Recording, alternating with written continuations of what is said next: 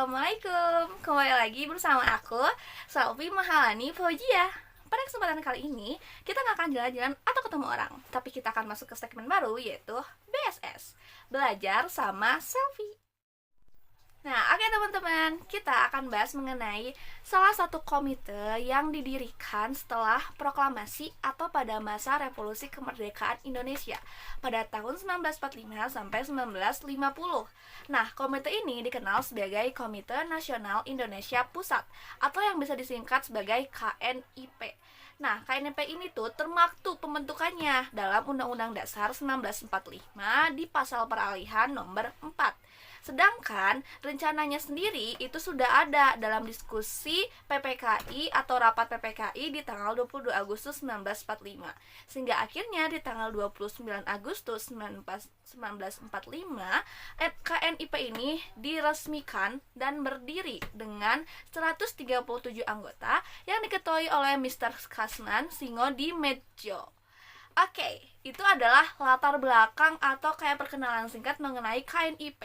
Adapun yang akan kita bahas sama-sama yaitu adalah latar belakang dibentuknya KNIP, lalu bagaimana kondisi keanggotaannya, dan yang terakhir, KNIP ini sebagai badan legislatif. Jadi fun fact, KNIP ini itu digadang-gadang atau diyakini sebagai asal muasal dibentuknya badan legislatif di Indonesia.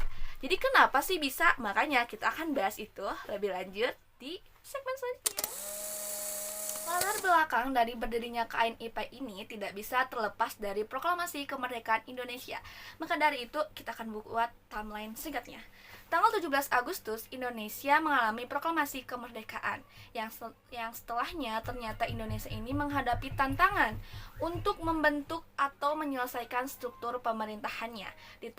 Kemudian di tanggal 18 Agustus 1945, PPKI menjalankan sidang pertamanya yang menghasilkan keputusan bahwa Soekarno-Hatta akan dipilih menjadi presiden dan wakil presiden Indonesia yang pertama. Di tanggal 22 Agustus 1945, PPKI kembali melakukan sidang dan menyarankan dibentuknya sebuah komite untuk membantu presiden dalam menjalankan tugasnya.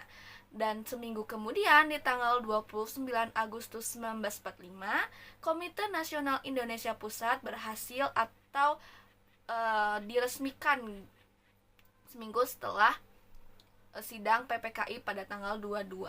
Di kemudian hari, 3 bulan setelahnya, pada tanggal 16 Oktober 1945, keluarlah maklumat Wakil Presiden nomor 10 yang memerintahkan peralihan fungsi KNIP dari membantu presiden atau membantu presiden menjalankan tugasnya menjadi membantu dalam membentuk atau membuat undang-undang dan garis besar haluan negara atau GBHN. Yang kemudian KNIP ini menjadi atau dijadikan cikal bakal dari badan legislatif yang ada di Indonesia. KNIP bubar pada tahun 1950 bersamaan dengan berdirinya Republik Indonesia Serikat. Pada pelantikannya di tanggal 29 Agustus 1945, mereka terdiri dari 137 anggota yang diketuai oleh Mr. Kasman Singodimedjo, yang dibantu oleh Wakil Ketua 1 yaitu Mr. Sutarjo, Wakil Ketua 2 yaitu Mr. Jelatu Harhari, dan Wakil Ketua 3 yaitu Adam Malik. Pada saat perubahan fungsi di tanggal 16 Oktober, ketua dari KNIP ini berubah menjadi Sultan Syahrir, dan kemudian pada tanggal 14 November saat Sultan Syahrir diangkat menjadi Perdana Menteri, ketua ini kemudian digantikan oleh Supeno. Supeno sendiri di tahun 1948 kemudian diangkat menjadi Menteri Pembangunan dan Pemuda di Kabinet Muhammad Hatta, sehingga digantikan oleh Mr. Asad yang mengetuai KNIP sampai dibubarkannya, yaitu pada tahun 1950. Tadi kan sempat dibahas bahwa di awal mereka itu terdiri dari orang-orang atau tokoh-tokoh yang berpengaruh di masa kemerdekaan dan juga anggota PPKI. Nah, di kemudian hari atau dalam perkembangan selanjutnya, pada tahun 1947 KNIP ini itu terdiri dari 514 anggota yang kemudian tersebar dalam berbagai partai politik.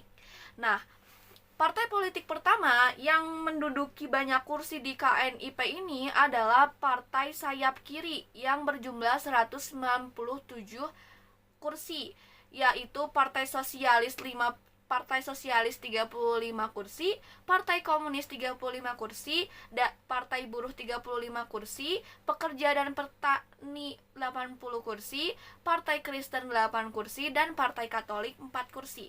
Posisi kedua kemudian diduduki oleh Partai Benteng Republik berjumlah 105 kursi yang terdiri dari 60 kursi Partai Masyumi, 45 kursi Partai Nasional, dan sisanya sebanyak 212 kursi itu diduduki oleh berbagai partai yang ada di Indonesia pada saat itu.